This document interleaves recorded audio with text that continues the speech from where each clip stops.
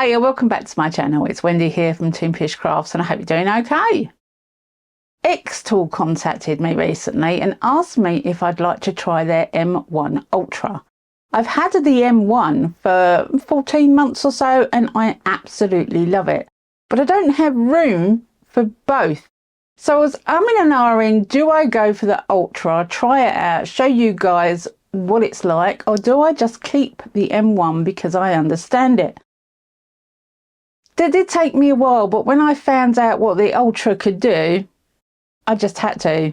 I had to go for the Ultra. I've moved on the M1. I've got the Ultra, so let's see what it does.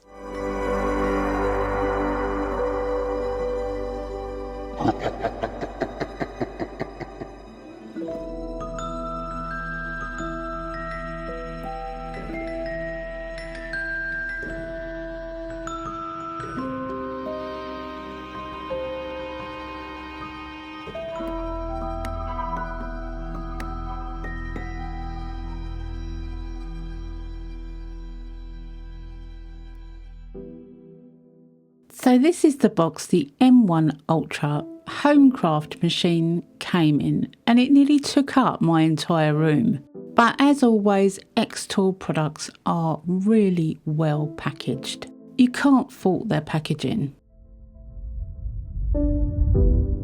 And this is the package that I was sent. It has a 20-watt diode laser.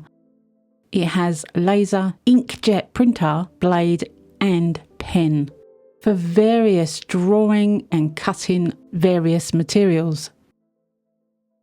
Now I did take some footage so you can see the M1 there on the right, the F1 in the middle and the new M1 Ultra on the left.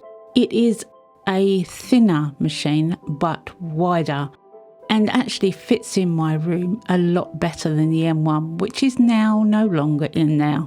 But as you can see, it is definitely a different size. Now I was extremely happy that the extraction pipe from the new M1 Ultra fits the F1 air purifier, which is amazing for me. And on the top you can see the little black box, which is the fire extinguisher, which also comes with this machine. Another great feature with this machine is the lid. With the M1, the lid falls on my head all the time, and this one is so much better. It doesn't fall, it glides. A simple improvement, but boy, did it make me smile.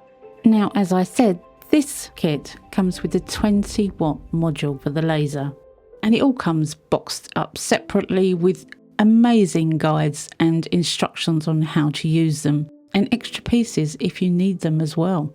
You never know when they're going to come in handy. Once it's all unboxed, you can just clip it in to the M1 on its little stand, push the lever over to secure it, and it's in. It's as easy as that.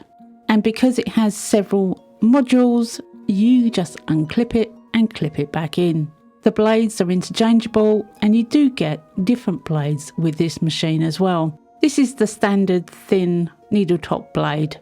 Everything is magnetic, it just clips together. I didn't do any research before I got this machine, and when I got it I was a little daunted by how many boxes and pieces there were, but once you put them together it's really quite simple. This is the ink cartridge, and again it just clips on like the other pieces, like the laser part. They just go in so easily, and you fasten them with the clip at the top. With the ink cartridge you also have to plug in an extra lead, and you load the ink cartridge at the bottom. The ink cartridge has a little cover, and before you print you take the cover off and put it over to one side in its own little area with the plastic clip that comes with it. And when it's finished printing it picks up its own lid before it goes to rest. And this is the sort of image that it will print. This is just a test on a scrap piece of wood, so I decided to do a little bit more of a test on a wood slice. I don't know of any other printers that can print on wood, and it came out beautifully. Now I did use some gesso on this to give it a better surface, but I will go into that in a different video. These two pieces are the foil transfer tip and the rotary blade. Again, they come with the machine. It's easy once you figure it out just to unclip the lids and you place that in where the blades are on the machine. Very straightforward. I haven't used these pieces yet, but I plan to. There is so much that this machine can do. I cannot do it all in one video. xTool also say it can do combos, so you can draw and then cut with the same precision in the same piece. That'll be interesting.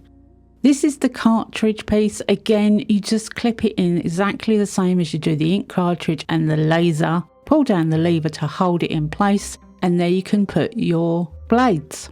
Now I think that you can have one blade working and then another blade working on the same project, but I haven't tried that yet.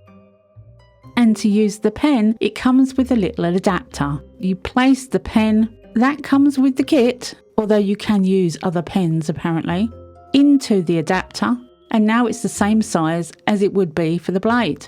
So I'm just going to take the blade out and replace it with the pen.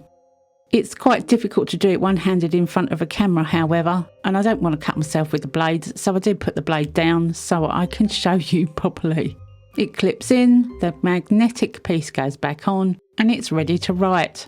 Now it only uses 4 fonts at the moment, but there are plans for it to use more. Again, I've only tested it out, I haven't really done a lot with it, but it wrote beautifully. And this is the sort of thing you can write on any material, as it measures the distance whenever it uses a new material. I would imagine you could write on quite a lot of different mediums. Now there are a few differences from the M1 to the M1 Ultra, and one of them is the updated program. It's laid out different and it took me a little while to get used to it, but once I got the hang of it, it was fine. It's just everything's in a different place, and you know what it's like when they update a phone trying to figure out where everything is. But when I figured it out, I downloaded some laser cut files from Creative Fabricam, and their link will be in the description box below. Brought it into the program, I adjusted the size to what I wanted, and this is a basic cut for this machine. I'm starting small, but I do plan to do a lot more. As it's Halloween, I thought a nice Halloween lantern would go perfect for this time of year. I've not made a Halloween lantern before, and I thought it'd just be so sweet. So I'm using 3mm basswood, which is a standard item to cut. As you can see, you can drag and cover the entire pieces in the program on the screen to change all of the pieces at the same time. The output button is in a different place, which took me a little while to find, to be honest with you, but it's on the right hand side. Once I've got the piece on the canvas that I want to cut first, I make sure it is on cut and not engrave, because everything comes into the system on engrave as standard. Now this is one of the big differences with the M1 Ultra. It doesn't have an inbuilt camera, although it does have a framing feature the same as the F1 does. However, there is a way around it. You use your mobile phone with the xTool app. As you can see, I've already had a project on there, so I discard that one. I'm starting afresh, and you press Add Project. You then press New Project. You go down to the bottom left and there's Snapshot. There's Snapshot Preview, and then it would give you instructions on how to take the preview. So this is my camera actually lining up the bed of the M1 Ultra, and at the bottom you can see that I have actually covered up the 2 circles by accident with the wood. So I've had to move that over to take the screenshot. Once you've taken it, you can then send it to your computer. Now some people can do the whole thing on their phone. I don't do that, I do use my Mac. Again, it works with Mac, it works with Windows, and it works on your phone. So it really does depend on where you prefer to work with it. I've now set it up so I can cut this one piece just to make sure it's the right size. It does end up being a little small when I do change all of the sizes, but I'm still showing you the cut. The program has clear instructions on the screen. This is real time, and I was so surprised on how quick and precise it was the first time I cut. Now you can see a lot of smoke here, but it's going out of the air filter at the back. It's going into the F1 air filter, where I had to get a cable so that it would fit it. but it works beautifully. It works with the machine, so when you press start, it starts the air filter as well. And I could not smell a thing. Even though you can see all that smoke, I couldn't smell anything. I didn't have the window open, I didn't need to. With the M1 I had the pipe out the window and the window open constantly, and I could still smell it. But with this one, absolutely nothing, because I had it connected to the F1 air filter. That's something worth knowing. It was so quick. I know I sped it up towards the end there, but it was so quick, precise and beautifully cut. Occasionally on the M1 I haven't quite gone through the wood if my settings aren't quite right, but I usually use the bog standard settings that come within the program itself, the recommended settings, which I've done here. I haven't changed them at all. Now that I'm happy with the design and the size, I have increased the size of the rest of the pieces, and I'm just going to run through this cut with you so that you can see it, because I really enjoy seeing and watching it, don't you? I just love this kind of thing. It's doing what I want it to, and it's doing it effortlessly. You shouldn't leave these machines alone, really, and you do get safety warnings that you should not leave this machine alone. The wood is actually on triangular prisms, which come again with the machine, and I like the fact that they have a frame now, so they're not going to wander all over the base. I was forever sorting out to try and get the triangular prisms on the M1 to stay separate. With this, it has a little plastic frame that they clip into, and it's evenly spread. Beautiful. So there are quite a lot of differences between this and the M1. Once the machine is finished, I always let the air filter take a little bit extra until it shuts down. It doesn't stop straight away. It carries on sucking out the fumes just for a few seconds later, and I always let it do that before I open the lid. But as I said, I didn't smell anything, and that is a precise cut. Each time I change the wood, I'll take another screenshot with the phone and I'll send it to the computer, so I've got the back in a brand new photo snapshot. This is quite a basic project for what this machine can achieve, but I needed to start slow. I needed to start at my own pace and to start with something I understood first. You've seen at the beginning that this machine is capable of printing and drawing and laser, and it has lots of different blades for etching, scoring and cutting. And let me know in the comments what you would do with this machine, or what you'd like to see me do on this machine. I have briefly tried the printing and very quickly tried the writing, but I'd like to try the sketching because it has a foil blade, so that will be interesting. All the links for this machine will be in the description box below. At this moment, xTool have a sale. It's only on for the next few days, but I thought I'd put it in this video because it might help someone out. I'm going to put my hands in the air now and tell you that I am not a laser expert. Okay, I'm just a little old crafty lady. And if I could work this machine, I'm sure that you can. I'm not technical, I'm certainly no engineer, and I'm really not that great at computers. But if I can do it, I know you can do it. There is one other thing to mention here. The cutting area is smaller than the M1.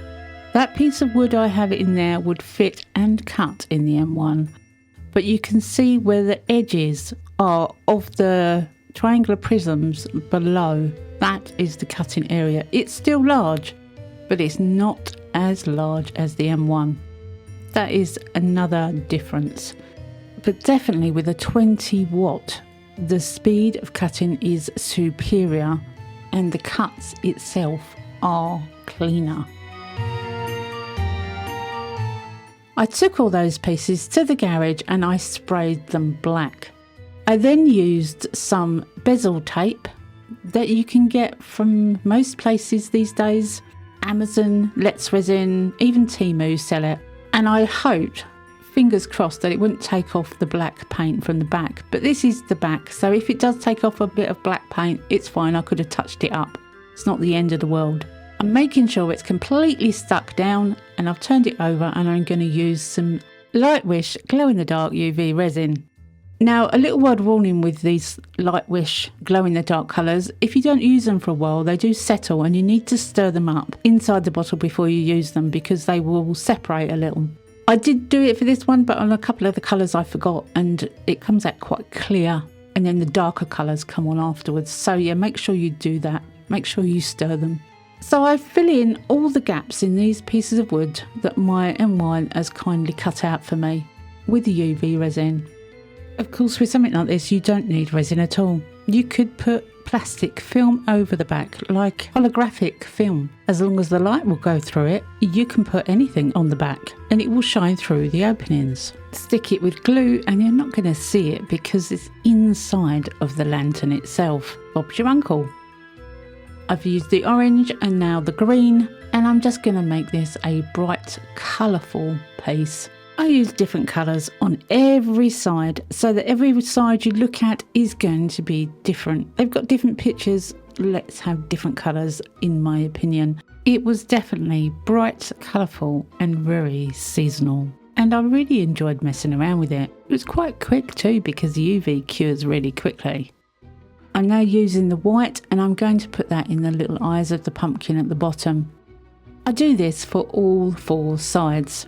There is one opening in the bottom of one of the pieces that you don't fill in. It is open so that you can put any kind of light into the piece. Now obviously I wouldn't use a bare flame, so I bought some puck lights and I used the puck lights in these. But I think they are so sweet to use for any occasion. And you can have so many different ideas for these sort of cutouts. This is a Halloween video. I'm doing a Halloween themed thing, but you could do all kinds of designs with this.